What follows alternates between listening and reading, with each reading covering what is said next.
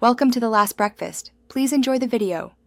In this video, I will explain how to cut off a turkey tail. First, gather your tools: a sharp chef's knife, sturdy kitchen shears, and a clean cutting board. Place your turkey breast side down on the board for better access. The tail is located at the very end of the backbone, a small fatty section that's easy to identify. This preparation ensures a smooth and safe process. Now let's make the initial cuts. With your sharp knife, carefully score the skin around the base of the turkey tail. You'll want to cut through the skin and the layer of fat on both sides, following the natural curve where the tail meets the body.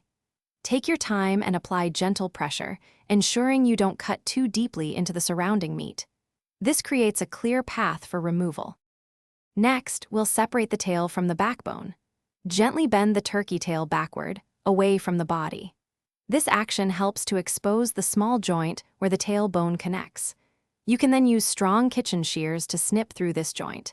If you prefer, a sharp knife can also be used to carefully cut through the cartilage and bone, detaching the tail cleanly.